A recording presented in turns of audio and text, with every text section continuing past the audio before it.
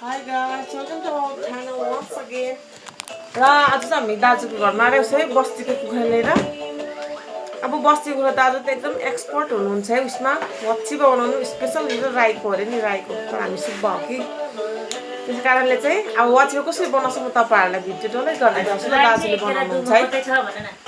राई चाहिँ एकदम छ डल्ली सन्जु। बस्तीको कुखुरा सलाम थियो यहाँ खै कता भयो कालो कालो 200 ग्राम बेसी छ है यहाँ एकजना मात्रै राई चाहिँ दुमा मात्रै छ तर सबै सुब्बाहरू राई नि सब सुब्बाहरू यता हो स्पेशल के पो ए वाचिबा मालिक। अब वाचिबा कसरी बनाउँछ मैले तपाईहरुलाई देखाउँछु यो वाचिबाको लागि यसरी पार्नु पर्दछ चेक चेक सिक्नु छ है गाइसहरु।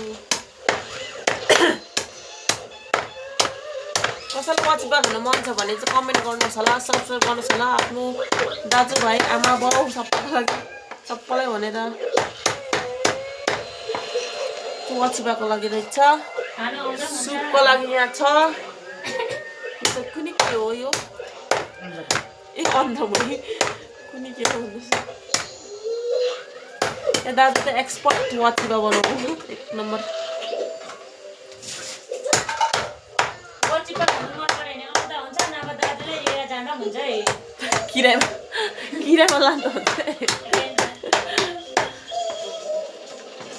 गाइस यो चाहिँ कुखुराको भुत्लाको कुनै के वाचिबा बनाउनुको लागि रहेछ सामग्रीहरू यहाँ तयार हुँदैछ। यहाँ टमाटर कटिङ गरेको छैन रहेछ सुपको लागि यही वाचिबा बनाउनु आँटेको अब दाजुले मैले चाहिँ होइन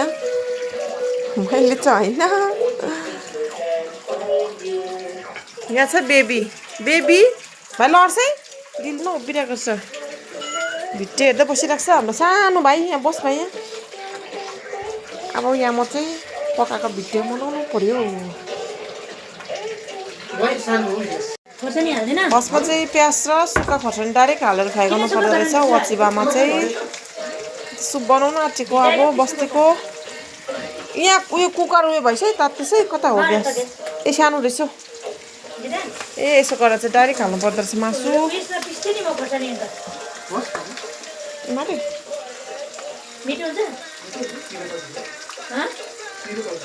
म चाहिदिनु ए हल्दी नहाली डाइरेक्ट हाल्नु पर्दो रहेछ हल्दी हाल्ने बादमा होला सायद तपाईहरुलाई देखाउँछु म वाचिबा। तपाईले चाहिँ के गर्नुभएको थियो के हो त्यो के गर्छ खान्छ कि कुकुरको लागि मान्छेको लागि यता हेर्नु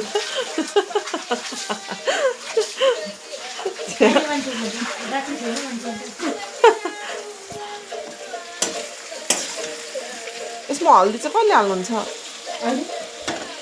ए म पनि जान्दिनँ पकाउनु मासु खाँदिनँ या दाजुहरू त एक्सपर्ट हो फर्स्ट टाइम देखेको मैले पनि बनाएको त हेरेको छैन कहिले पनि।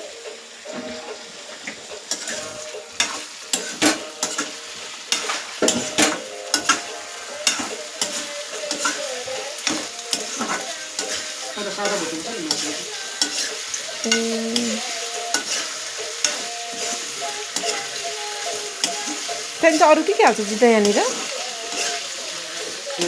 हजुर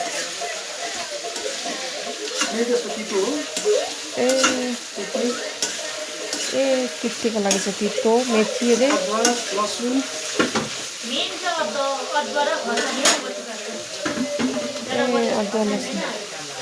अदुवा यति वाचिबामा चाहिँ यति हाल्नुपर्छ र यो वाचिबा मासुमा अहिले चामल हाल्छ म तपाईँलाई देखाउँछु है।